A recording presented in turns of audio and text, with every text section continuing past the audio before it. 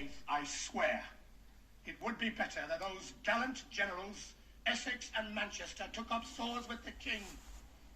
For then might we be assured of victory. Yes. But by their reluctance to pursue this war with the intensity it demands, they have proved themselves treacherous, both to our cause and to this nation. Hello everyone, this is a video mainly inspired by Historathon 2024. It is I hope very short, perhaps punchy introduction to fact and fiction in history, Homer, Herodotus and Hecataeus.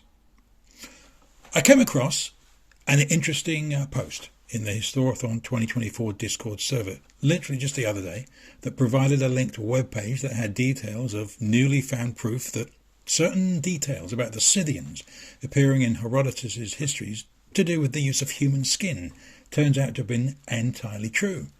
This seemed like a remarkable story of redemption that took all of 2,400 years to manifest. Are there other examples any earlier? But a further fact is there are all sorts of other things appearing in Herodotus's histories that are clearly hearsay. Some reported legends and some just plain myths. But we do have at least one of the hearsays thereby proved by a team of modern-day expert witnesses. How much more is there? However, I mean not the gold-digging ants, to be sure. And nonetheless, perhaps even before Homer, no less than the very daughters of Zeus told a shepherd tending his lambs below holy Helicon as follows: shepherds that camp in the wild, disgraces, merest bellies. We know to tell many lies that sound like truth, but we know to sing reality when we will.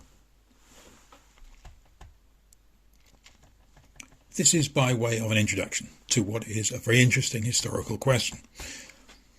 Put roughly, when is history fact or fiction? One very famous and not insignificant example is when Herodotus talks about Homer and the Iliad.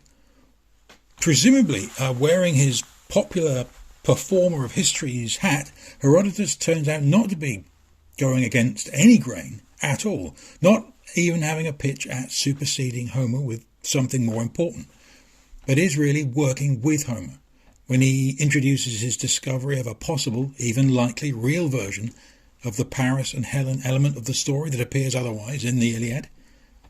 But in all this, Herodotus is bringing further overall thoughtful comment to a major issue of the age, that of abduction of females.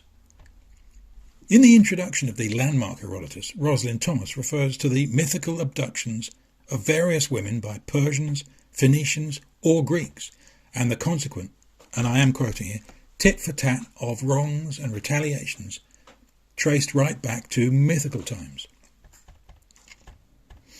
So,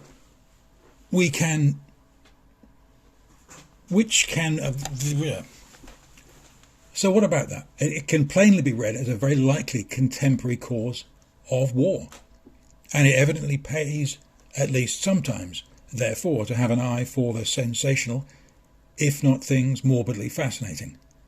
And Herodotus does not leave it there. As a clear piece of marketing and promotion of Homer's great work, he puts forward a meaning and lesson from history for all mankind. And here is the ethical wisdom, which generation after generation have probably noticed, that as Herodotus says, great offences meet with great punishments at the hands of God.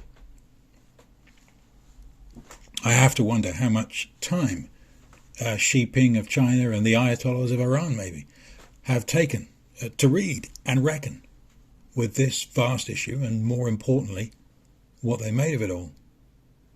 Corruption occurs in many forms for the human race. Some are more discernible than others. War, domestic abuse. Churchill once said that you measure the degree of civilization of a society by how it treats its weakest members. So, in order to bring Hecataeus into the story, I have to turn to the amazing Robin Lane Fox. This fantastic book here. It's effectively just an excellent introduction to the classical world, which I am reading for Historathon 2024. And he says that Hecataeus claimed not only to have exceeded Heroditus, but that Heroditus had never actually consulted any Egyptian records at all, effectively having listened to merely hearsay. So Hecataeus says. And on the contrary, Hecataeus had consulted the what Egyptian records existed.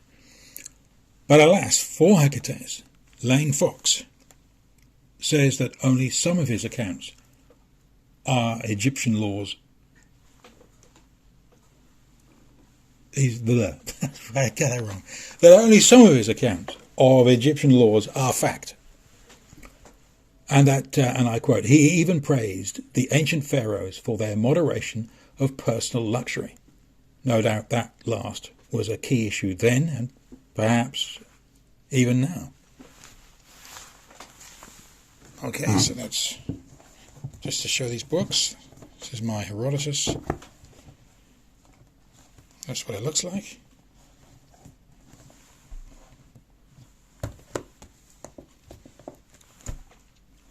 Okay, so thanks for listening, and bye for now.